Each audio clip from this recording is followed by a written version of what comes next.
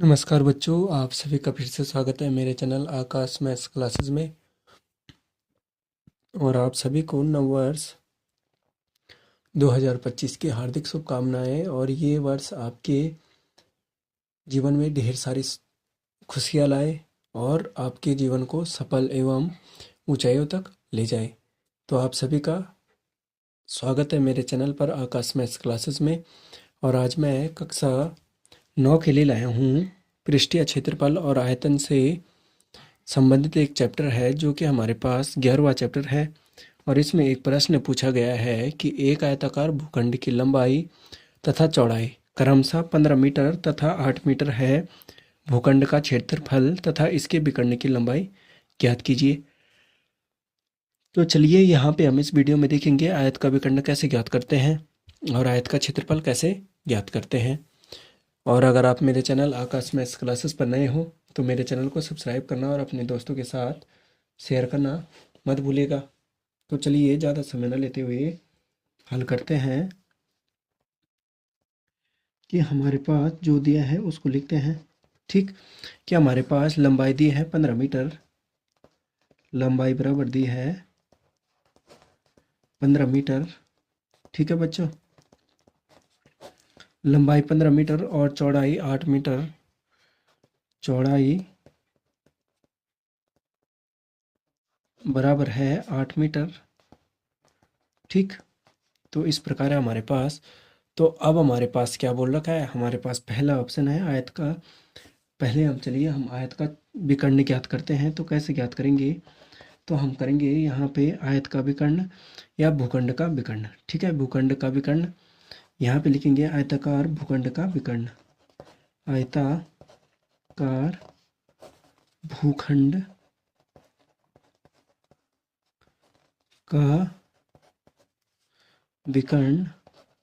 ठीक है, आयताकार भूखंड का विकर्ण बराबर होता है, वर्गमूल होता है बच्चों। यहाँ पे देखना सूत्र क्या होता है कि हमारे पास होता है लंबाई और चौड़ाई।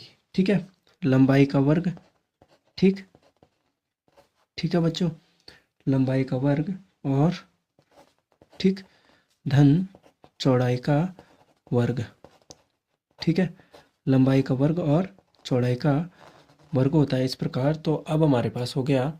तो आपको पता है कि लंबाई हमारे पास कितनी दी है, लंबाई दी है 15 मीटर और चौड़ाई दी है 8 मीटर। तो 15 का वर्ग धन 8 का वर्ग। ठीक है, तो ये हो जाएगा। तो हमारे पास कितना हो जाएगा, देखिए कि 15 का वर्ग कितना होता है, 15 15 की होता है 225।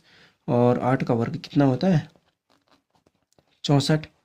ठीक, तो इन दोनों को अब हम जोड़ते हैं तो हमारे पास कितना होता है 5 4 9 289। ठीक है, 289 हो गया। और 289 आपको पता होना चाहिए कि वर्गमूलों पे भी आपको ध्यान देना है कि 289 किसका होता है, 289 होता है हमारा 17 का।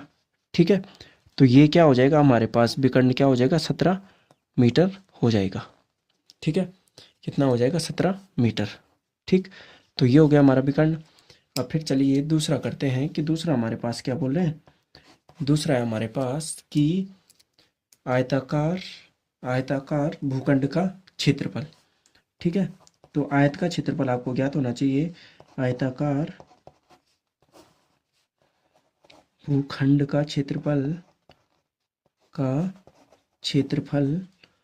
ठीक है, का क्षेत्रफल बराबर क्या होता है, ये होता है हमारे पास लंबाई, ठीक है, गुणा चौड़ाई। ठीक है, आपको पता होगा।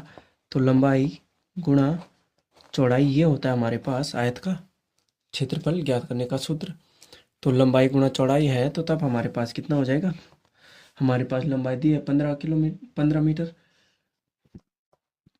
और चौड़ाई दी है 8 मीटर। ठीक है, तो 15 है तो 15 8 कितना होता है 120। ठीक है, 120 वर्ग मीटर हमारे पास क्या हो जाएगा आयत का क्षेत्रफल।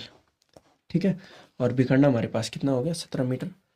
तो उम्मीद है आपको बच्चों कि ये टॉपिक जो हमने यहाँ पे देखा कि आयताकार भूखंड की लंबाई और चौड़ाई होने पर हम भूखंड का क्षेत्रफल और उसका विकर्ण कैसे ज्ञात करते हैं, विकर्ण की लंबाई कैसे ज्ञात करते हैं, वो हमने देखा। विकर्ण का मतलब हो गया ये, ठीक है।